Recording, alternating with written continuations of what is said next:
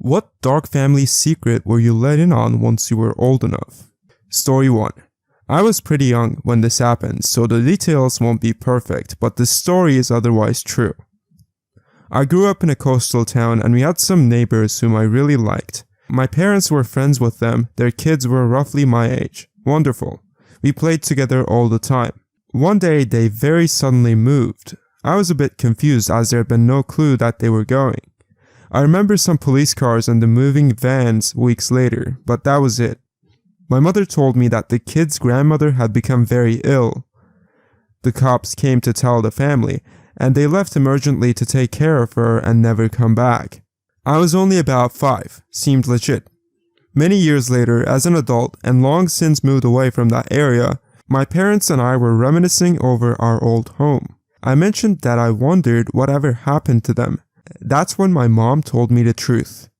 The parents had gone out that night on a date and left the kids with a 14-year-old babysitter. When they returned home, they found the sitter unalived.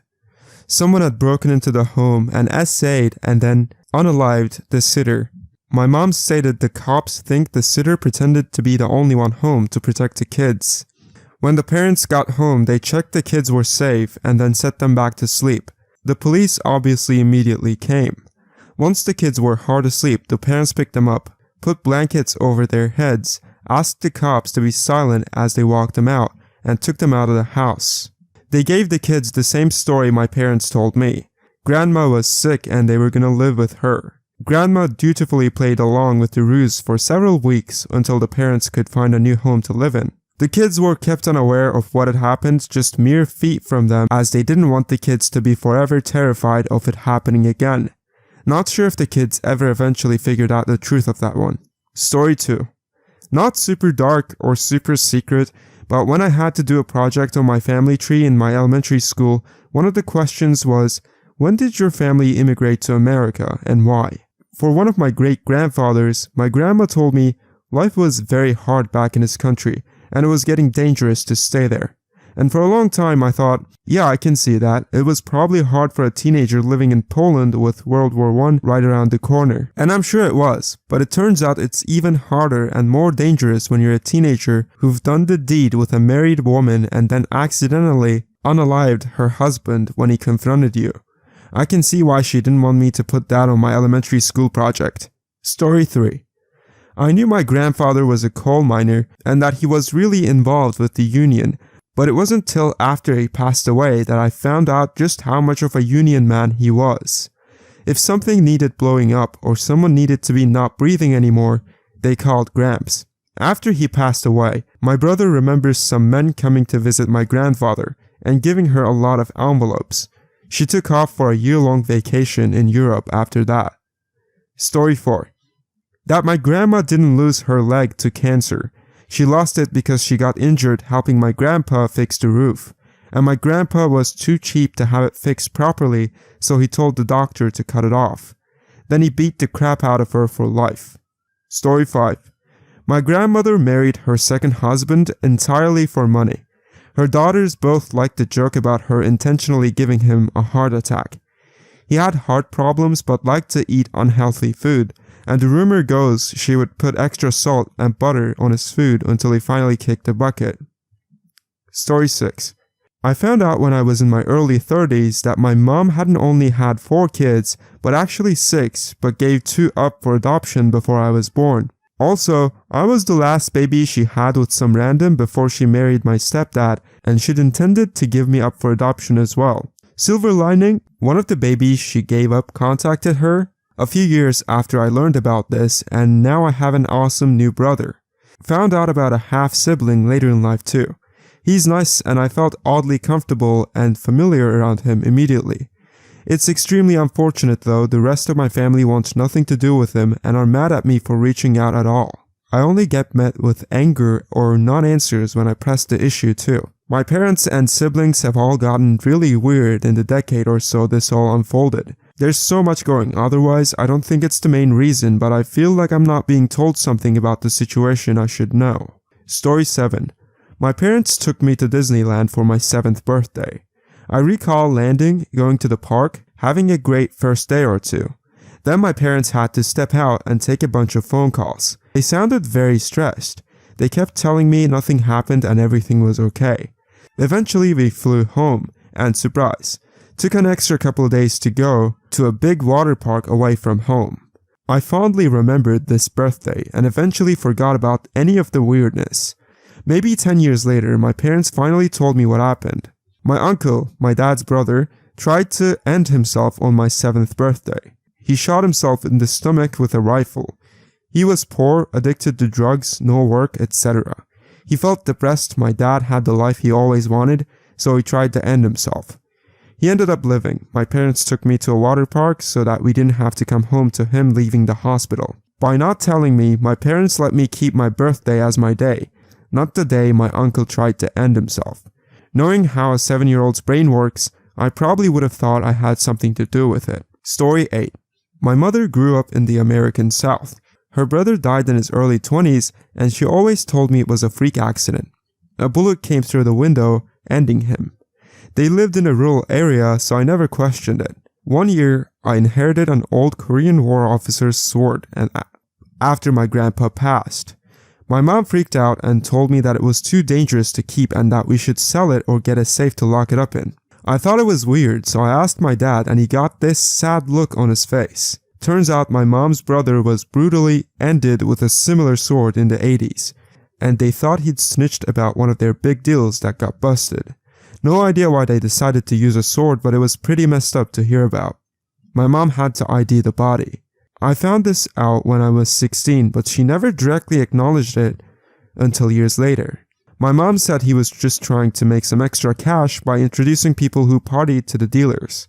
I'm about his age now, and I can see how he just thought he was making a quick buck, never thinking something like that would get him ended. Story 9. Growing up, I always knew my parents had marital issues. Constant fighting, a couple times dad disappeared for a few days living in his car, issues with drinking, but they stayed together, and when I asked why didn't they divorce, they always said they loved each other too much. And in the past few years, things seem to have gotten better. My parents, in fact, are now so comfortable with their relationship that they make jokes about all the awful stuff they've done to each other in front of me. What I've managed to put together is, my parents met when they were 14 and my mother was dating an 18-year-old and my dad would relentlessly ask her out until she eventually dumped her boyfriend for my dad. My mother went on to university after college, we're United Kingdom, whereas my dad dropped out of college and went straight into work while constantly drinking and partying. It was at one of those parties, while my mom was studying, that he cheated on my mom with someone from their old secondary school, so she dumps him.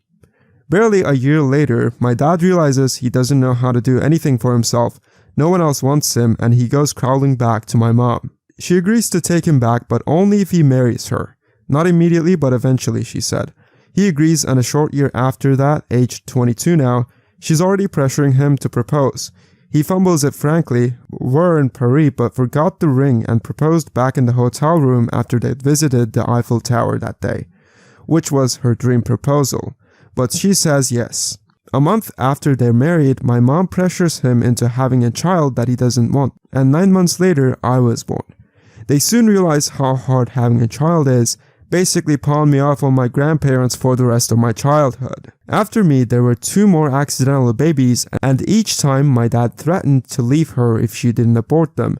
She managed to convince him to stay while keeping my siblings by promising he wouldn't have to raise them. He didn't, but neither did she, frankly. I did. And that is only what happened before/shortly after I was born. If I carried into my childhood, we would be here for years. What they sold me as the perfect love story, been together since they were 14, proposed in France, soon married and had children because of pure love, is in fact a bunch of skewered half-truths from a horrible twisted love map of my mother's manipulation and my father disappointing her time and time again. Story 10. My paternal grandmother had an affair with our small-town mortician in the 1940s. She got pregnant and he performed an illegal abortion. The fetus was buried behind the funeral home he owned, where we kids used to sled every winter. My dad told me this as I was getting ready to take a ride down the hill on the sled when I was 12. Also, paternal grandfather had multiple illegitimate children around our small town. Turns out one of my best friends was also my half-cousin. father told me when I was 17. My father was educated, intelligent, honest, and moral. The fact that his parents were so wild was absolutely shocking to me. Story 11. When I turned 21, my grandfather told me a story about his older brother that I'd never heard. My great uncle was a big boozer for most of his life. He passed at 92 and by then had switched from liquor to beer and wine. He also cut down to 1 pack of cigarettes a day instead of 2 after he had half a lung removed. My dad and my uncle grew up on a farm in the 30s and 40s. Mostly the family ran the farm by themselves, but from time to time they would hire drifters on as farmhands. In 1950, my uncle and one of the farmhands were out drinking and they were driving back to the farm in my uncle's convertible. My uncle was the one driving and he misjudged a turn that had a steep bank on the right side. He ran the car up the embankment, which was steep enough to flip it. My uncle was thrown from the car, but the farmhand he was drinking with was only halfway out of the car when it landed. My father said he was severed clean into 2 pieces.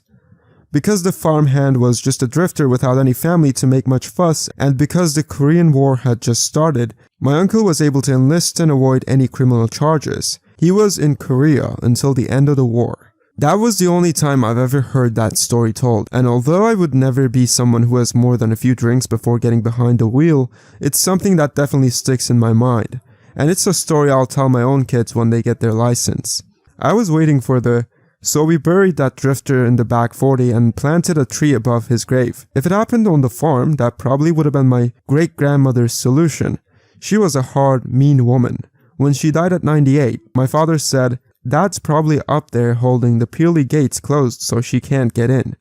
I think that my uncle's wreck, or maybe just his heavy drinking in general, affected my dad. He was as much of a man's man as you could be. Farmer turned steel mill worker turned trucker. 250 pounds, 0% body fat. Afraid of nothing.